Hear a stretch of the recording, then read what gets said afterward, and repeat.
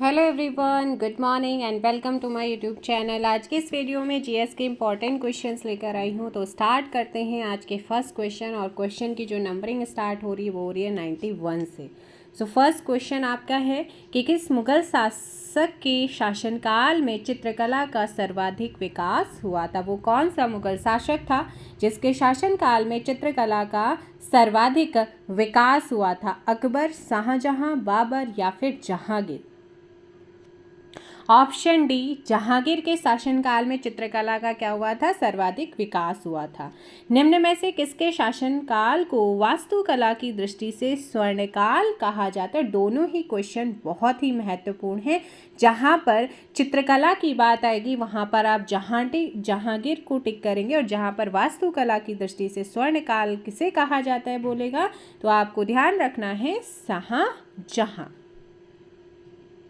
शाहजहां ने आगरा का ताजमहल किसकी स्मृति में बनवाया था? अब यहाँ पे याद रखना है कि जो आगरा का ताजमहल है वो किसने बनाया था? शाहजहां ने बनाया था। अब किसकी याद में बनाया था? तो आप जल्दी से बताइएगा किसकी याद में बनाया गया था? 93। तो ये बनाया गया था मुमताज महल की याद में। किस मुगल बादशाह ने हिंदुओं पर जजिया नामक कर लगाया था? वो कौन सा मुगल बादशाह था जिसने हिंदुओं पर जजिया नामक कर लगाया था?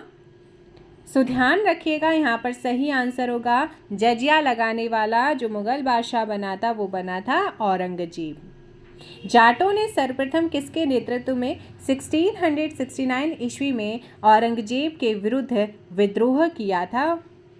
उसका नाम बताना है कि वो कौन थे जिन्होंने सबसे पहले जो है जिनके नेतृत्व में ये लड़ा गया था, विद्रोह स्टार्ट हुआ था। गोकुल कौन थे? Gokul, option A. Next question यहाँ पर आता है, गुरु ग्रंथ साहिब का संकलन किस सिख गुरु ने किया है? गुरु ग्रंथ साहिब का जो संकलन है वो किस सिख गुरु के द्वारा किया गया है, यह आपसे पूछा गया है। क्वेश्चन नंबर 96, फटाफट आंसर कीजिएगा। गुरु अर्जुन देव कौन थे? गुरु अर्जुन देव, यहाँ पर ध्यान रखना है। नेक्स्ट क्वेश्चन है, निम्न में से किस सिख गुरु ने खालसा सेना की स्थापना तथा पाहुल पर्व का प्रवर्तन किया था? खालसा सेना की स्थापना और पाहुल पर्व का प्रवर्तन कौन से सिख गुरु के द्वारा किया गया था? सारे क्वेश्चन बेसिक टू एडवांस वाले रहने वाले इंपॉर्टेंट क्वेश्चन है, रिपीटेटेड क्वेश्चन है जो बार बार एग्जाम्स में आते हैं। चैनल पर नए हैं तो चैनल को सब्सक्राइब करना ना भूलिएगा और साथ ही साथ बेल आइकन को भी प्रेस कर लीजिए। सो 97 का ऑप्शन क्या हो जाएगा यहाँ पे? डी। नेक्स्ट क्वेश्चन है, सिखों के 10वें तथा अंतिम गुरु गुरु गोविंद सिंह का जन्म कहाँ हुआ था? सिखों के 10वें तथा अंतिम गुरु गुरु गोविंद सिंह का जन्म कहाँ हुआ? आंसर हो जाएगा ऑप्शन सी, पटना में हुआ था। नेक्स्ट क्वेश्चन आप लोगों का 99, भारतीय इतिहास में राजा बनाने वाले के नाम से प्रसिद्ध सैयद बंधु कौन कौन थे? तो ये भाई खेल जाते थे और इसका सही आंसर हो जाएगा अब्दुल्ला खान एवं हुसैन अली। ये क्या थे? सैयद बंधु थे, ऑप्शन। 99 का 100वां क्वेश्चन है, किस मुगल शासक ने ईस्ट इंडिया कंपनी को बंगाल में व्यापार करने का विशेषाधिकार प्रदान किया था? वो कौन सा मुगल शासक था जिसने ईस्ट इंडिया कंपनी को बंगाल में व्यापार करने का विशेष अधिकार प्रदान किया था? फर्रुखशियर ने। कौन था? फर्रुखशियर, आप यहाँ पे ध्यान रखेंगे। नादिर शाह ने 1739 में किस मुगल बादशाह के कार्यकाल में दिल्ली पर आक्रमण किया था? नादिर शाह ने 1739 में किस मुगल बादशाह के कार्यकाल में दिल्ली पर अटैक किया था, आक्रमण किया था? मोहम्मद शाह। किसके टाइम पे? मोहम्मद शाह। शिवाजी की राजधानी कहाँ अवस्थित है? शिवाजी की राजधानी कहाँ पर अवस्थित थी? 102 का आंसर दीजिएगा जल्दी से, और करेक्ट आंसर हो जाएगा आपका यहाँ पे रायगढ़। क्या हो जाएगा? रायगढ़, आप लोग ध्यान रखेंगे। नेक्स्ट क्वेश्चन आता है कि किस शासक की मंत्रिपरिषद को अष्टप्रधान की संज्ञा दी गई है? वो कौन सा शासक था? वो कौन सा शासक था जिसकी मंत्रिपरिषद को अष्टप्रधान की क्या दी गई है? संज्ञा दी गई है। क्वेश्चन नंबर 103, जल्दी से कमेंट कीजिएगा आंसर, और इसका सही आंसर क्या हो जाएगा? Option A Shivaji. कौन थे? शिवाजी। आप लोग ध्यान रखेंगे। नेक्स्ट क्वेश्चन यहाँ पर आप लोगों के सामने है। क्वेश्चन है मराठा प्रशासन में चौथ एवं सरदेशमुखी क्या होते थे? बहुत ही इंपॉर्टेंट है और एग्जाम्स में रिपीटेड होता है क्वेश्चन। जो चौथ और सरदेशमुखी किससे रिलेटेड है? मराठा प्रशासन से संबंधित है। और क्या होता था? तो ये एक प्रकार का कर होता था।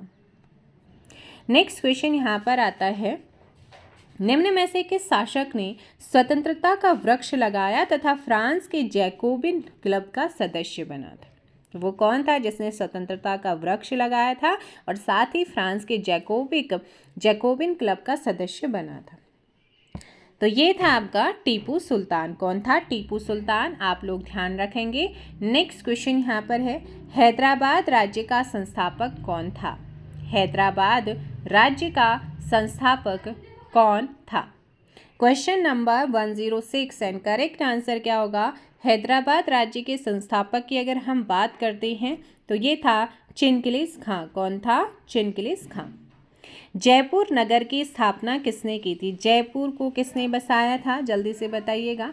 जो जयपुर नगर है इसको स्थापित करने का श्रेय किसको जाता है? क्वेश्चन नंबर 107 सवाई जयसिंह आपका यहाँ पे क्या हो जाएगा? सही। नेक्स्ट क्वेश्चन है पानीपत का तृतीय युद्ध 1761 में तीसरा युद्ध होता है पानीपत का। ये पूछा गया है कि ये किसके बीच में लड़ा गया था?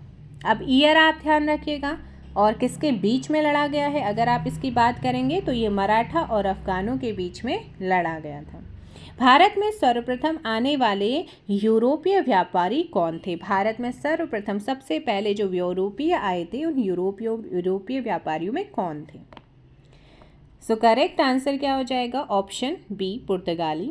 भारत आने वाला सबसे पहला पुर्तगाली कौन था? अब सबसे पहला पुर्तगाली भी पूछा गया। पहले कौन सा आए थे यूरोप से? पुर्तगाली। अब उनमें भी कौन था पुर्तगाली? Vasco D gamma. भारत में पहला पुर्तगाली गवर्नर कौन था? अब गवर्नर पूछा गया है, पहले कौन आए फिर कौन आया था। अब यहाँ पे पूछा गया है कि पहला जो गवर्नर था वो कौन था। सो आप लोग यहाँ पर ध्यान रखिएगा। क्वेश्चन नंबर 111 का ऑप्शन हो जाएगा यहाँ पे डी फ्रांसिस्को डी अल्मीडा। कौन था? फ्रांसिस्को डी अल्मीडा पहले आने वाला क्या था? गवर्नर था। ठीक है, पहला पुर्तगाली गवर्नर। डचों ने अपनी पहला कारखाना कहाँ पर स्थापित किया? जो डच थे इन्होंने अपना जो पहला कारखाना है वो कहाँ पे खोला था? 112 का सही आंसर क्या हो जाएगा? मसूलीपट्टनम में इन्होंने स्टैब्लिश किया था। नेक्स्ट क्वेश्चन है डचों का भारत से अंतिम पतन अंग्रेजों के साथ हुई किस लड़ाई से हुआ? डचों का भारत से अंतिम पतन अंग्रेजों के साथ हुई किस लड़ाई से हुआ? तो ये हुआ था बेदरा का जो युद्ध हुआ था, बैटल ऑफ बेदरा, उसी से हुआ। Option B. East India Company की स्थापना कब की गई थी? जल्दी बताइएगा। ईस्ट इंडिया कंपनी की स्थापना किस वर्ष हुई थी? ऑप्शन ए 1600 में क्या हुई थी? स्टैब्लिश हुई थी। 1600 आप लोगों ने ध्यान रखना है। नेक्स्ट क्वेश्चन है ब्रिटेन के सम्राट जेम्स प्रथम के राजदूत के रूप में जहांगीर के दरबार में आने वाला यात्री कौन था? ब्रिटेन के सम्राट जेम्स प्रथम के राजदूत के रूप में जहांगीर के दरबार में आने वाला यात्री कौन था? आपसे पूछा गया है। Thomas Roe. विश्व की सबसे व्यस्त व्यापारिक नदी कौन सी है? विश्व की, ठीक है ना, विश्व स्तर पर हम बात कर रहे हैं तो विश्व स्तर की सबसे व्यस्त व्यापारिक नदी कौन सी है? राइन। कौन सी है? राइन। विश्व का सबसे बड़ा पार्क कहाँ अवस्थित है? विश्व का सबसे बड़ा पार्क कहाँ पर अवस्थित है? तो ये कनाडा के अंदर है, वुड बैफेलो नेशनल पार्क। कौन सा? Wood Buffalo National Park. Savanna घास का मैदान कहाँ पाया जाता है? आपको मैं पहले भी करा चुकी हूँ, जल्दी से कमेंट कीजिएगा। सवाना घास के मैदान कहाँ पर पाए जाते हैं? तो यहाँ पर आप लोगों ने ध्यान रखना है। 118 का जो सही आंसर होगा वो हो जाएगा सी, अफ्रीका। सवाना घास के मैदान अफ्रीका में मिलते हैं। वेल्ड यानी कि घास का मैदान ही एक वेल्ड है, वेल्ड नाम दिया गया है घास के मैदान को। ये कहाँ पे पाए जाती हैं? 119 में आप ध्यान रखिएगा, दक्षिण अफ्रीका में वेल्ड घास के मैदान पाए जाते हैं। अब यहाँ पर कुछ क्या दिए गए हैं, सुमेलित युग्म सुमेलित करने हैं, और आप लोगों को ये मैं पहले भी करा चुकी हूँ, तो जल्दी बताइएगा कमेंट करके। 120 का आंसर फटाफट कमेंट कीजिएगा। तो यहाँ पर पूछा गया कि कौन सा युग्म सुमेलित नहीं है, डाक जो घास के मैदान हैं वो और एक तरफ प्राप्ति स्थल है। तो यहाँ पर ध्यान रखिए, डाउन्स की अगर हम बात करते हैं तो डाउन्स ऑस्ट्रेलिया में ही मिलते हैं। अब ये याद भी कर लीजिए, एग्जाम में रिपीटेड होता है। डाउन्स कहाँ पर मिलते हैं, तो डाउन्स आपका ऑस्ट्रेलिया में मिलते हैं। और सवाना घास की बात करते हैं तो अभी आपने पढ़ा था अफ्रीका में मिलते हैं। पंपास इंपॉर्टेंट है, अर्जेंटीना में पंपास घास के मैदान पाए जाते हैं। कहाँ पर, अर्जेंटीना में क्या मिलते हैं भाई, पंपास घास के मैदान मिलते हैं। प्रेयरी की बात करते हैं तो यूएसए में पाया जाता है प्रेयरी घास के मैदान। अब स्टेपी की बात करते हैं तो ये भारत में नहीं है, यानी कि यही इसका आंसर है। स्टेपी घास के मैदान जो है वो मध्य एशिया और पूर्वी यूरोप में पाए जाते हैं, ठीक है। जैसे हंगरी से लेकर के यूक्रेन के बीच मध्य एशिया में ये मिलते हैं। अब पूर्व में मंचूरिया तक ये फैले हुए हैं, इस चीज़ का आपने ध्यान रखना है, ठीक है। नेक्स्ट क्वेश्चन की हम बात करते हैं कि विश्व का सबसे बड़ा प्रायद्वीप कौन सा है। बेसिक टू एडवांस हर टाइप के क्वेश्चन आपको मिलेगा। विश्व का सबसे बड़ा प्रायद्वीप की हम बात कर रहे हैं, तो प्रायद्वीप पेनिनसुलर की बात कर रहे हैं तो ये है आपका इंडोनेशिया। चक्रवात के केंद्र में होता है, चक्रवात के केंद्र में क्या होता है, जल्दी बताइए। जो चक्रवात होता है, चक्रवात आता है, उसके केंद्र में क्या होता है, कमेंट करके बताइए जल्दी से। तो चक्रवात के केंद्र में होता है ऑप्शन निम्न दाब। क्या होता है, जो प्रेशर होता है वो क्या होता है, लो प्रेशर होता है। तो ऑप्शन क्या हो जाएगा, ए। 122 का ऑप्शन ए। पेट्रोलियम एवं कोयला किन चट्टानों में पाया जाए। जो पेट्रोलियम और कोयला होते हैं वो कौन से चट्टानों में मिलते हैं, तो आग्नेय में तो मिलते ही नहीं है ना। तो ये आपके मिलते हैं अवसादी में, ठीक है। अवसादी में, जीवाश्म में मिलता है, और वही जीवाश्म में जो होता है पेट्रोलियम और कोयला। अगला है, विश्व में रेशमी वस्त्र का सबसे बड़ा उत्पादक देश कौन सा है। हाँ, विश्व में रेशमी वस्त्र का सबसे बड़ा उत्पादक देश आपसे पूछा गया। 1 to 4 का जल्दी से कमेंट कीजिएगा।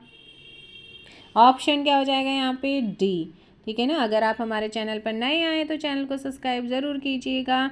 आगामी सभी एग्जाम के लिए इंपॉर्टेंट क्वेश्चंस हैं। मानचित्र पर वायुदाब की समान स्थिति दर्शाने वाली रेखाएं क्या कहलाती हैं। जो आपका मानचित्र पर वायुदाब है, वायुदाब की समान स्थिति दर्शाने वाली रेखाएं क्या कहलाती हैं, आइसोबार। क्या कहलाती हैं, आइसोबार। अगला है, भारत का क्षेत्रफल संपूर्ण विश्व के क्षेत्रफल का कितना प्रतिशत है। बेसिक सा क्वेश्चन है और कई बार गलत करके आते हैं। तो यहाँ पर आपका सही आंसर क्या हो जाएगा, 2.42%। नेक्स्ट है, क्षेत्रफल की दृष्टि से भारत का विश्व में क्या स्थान है। तो भाई जल्दी से कमेंट कीजिएगा, बेसिक सा क्वेश्चन है कि क्षेत्रफल की दृष्टि से भारत का विश्व में क्या स्थान है, 7वां। भारत की स्थलीय सीमा की लंबाई कितनी है। भारत की स्थलीय सीमा की लंबाई पूछा गया है। अब स्थलीय सीमा की हम बात करते हैं तो ये हमारा कुछ इंडिया इस तरीके से आपको नज़र आता है ना, इस तरीके से। तो ये यहाँ से लेकर के यहाँ तक का जो एरिया है आपका, ठीक है, तो ये पूरा लैंड एरिया है, स्थलीय है। तो इसकी लंबाई पूछी है 15,200 किलोमीटर।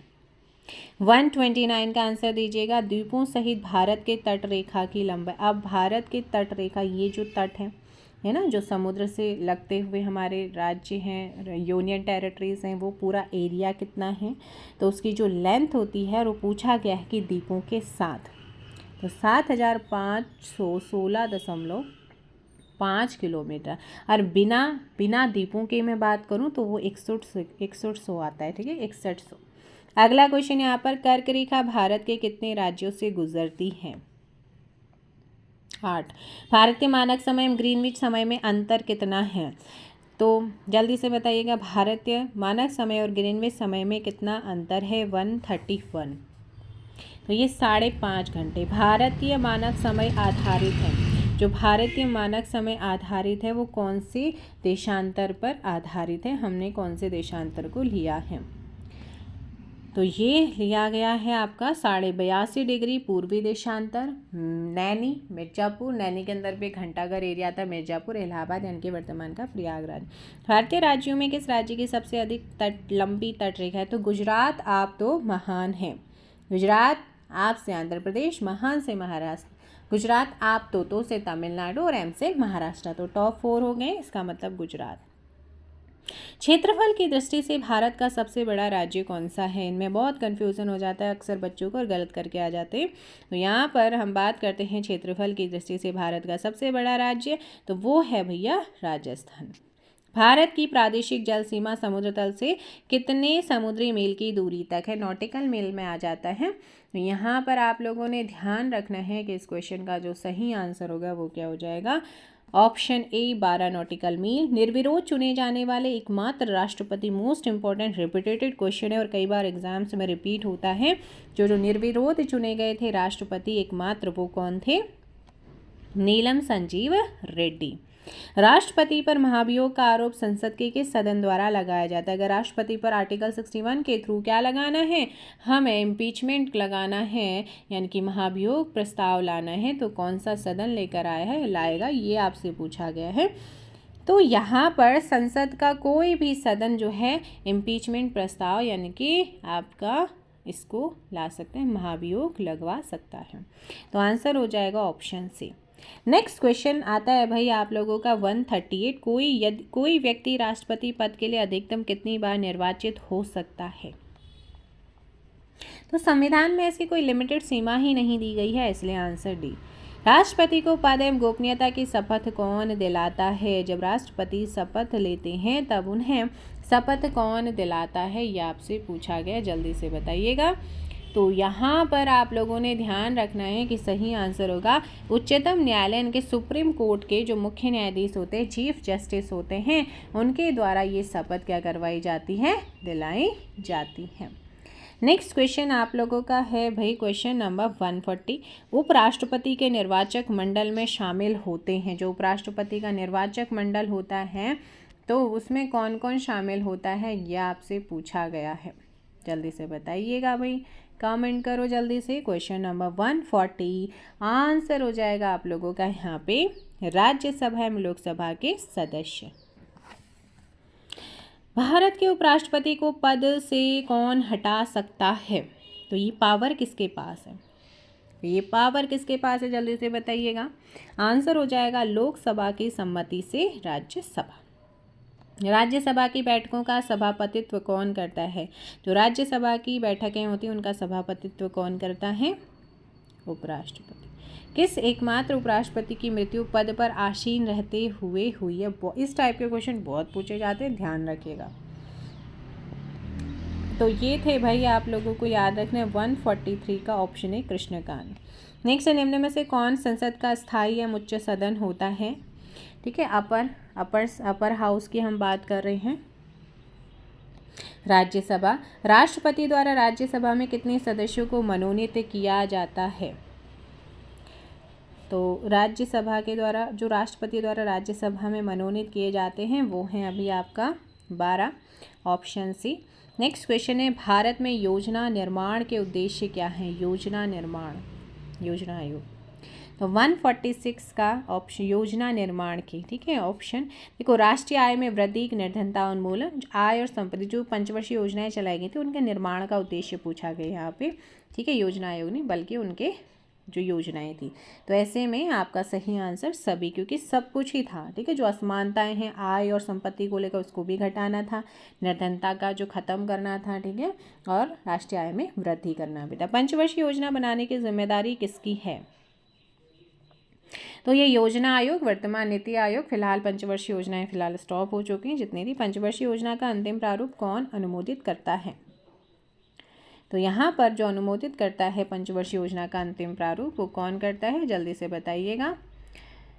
सो यहाँ पर आप लोग ध्यान रखेंगे भाई इस क्वेश्चन का जो सही आंसर हो जाएगा 148 का बी, राष्ट्रीय विकास परिषद। योजना आयोग की स्थापना कब हुई है? ऑप्शन जल्दी, और इसके साथ ही ये बताइए कि योजना आयोग के स्थान पर अब जो नया आयोग नीति आयोग बना, नीति आयोग की फुल फॉर्म नीति आयोग के वर्तमान अध्यक्ष, इसका मुख्यालय, और ये कब आपका स्थापित किया गया, योजना आयोग की जगह कब लाया गया, इसको आप कमेंट बॉक्स में ज़रूर, क्योंकि जब भी आप चीज़ों को लिखते हैं तो आपको हमेशा याद रहती हैं। इसीलिए कुछ भी अगर आपसे बोला जाता है कि आप इस चीज़ का आंसर दीजिए तो उसे लिखिएगा, जब आप उसे सर्च करेंगे लिखेंगे तो वो याद रहेगा। तो एक काम आपको लिए आज के लिए आपका जो टास्क है वो यही है कि कमेंट बॉक्स में आपने नीति आयोग के बारे में इन्फॉर्मेशन देनी है। उसके पहले अध्यक्ष कौन बने, ठीक है, और उसके पहले उपाध्यक्ष कौन बने, वर्तमान में उपाध्यक्ष कौन है, इस तरीके से क्वेश्चन को ले। योजना आयोग की स्थापना जो हुई थी वो हुई थी 15 मार्च 1950 को। एंड लास्ट क्वेश्चन है, योजना आयोग का जो पदेन अध्यक्ष होता है, पदेन अध्यक्ष कौन होता है? तो पदेन अध्यक्ष देखिएगा, जो प्रधानमंत्री होता है ना वर्तमान में, वही क्या होते हैं, ऐसे नीति आयोग का भी ऐसे उसका भी, तो यहाँ पर ऑप्शन हो जाएगा। तो ये थे आज के important 50 question. I hope so आप लोगों को सेशन पसंद आया होगा। डेली का कुछ ना कुछ क्वेश्चंस में चेंज रहने वाला है। आज अगर बेसिक थे तो कल एडवांस रहेंगे, मतलब मॉडरेट, दोनों तरीके से रहने वाला है। सो आप लोगों को सेशन कैसा लगा ज़रूर बताइएगा। मिलेंगे नेक्स्ट वीडियो में। Thank you so much, bye bye, take care. जय हिंद, जय भारत एंड जय उत्तराखंड।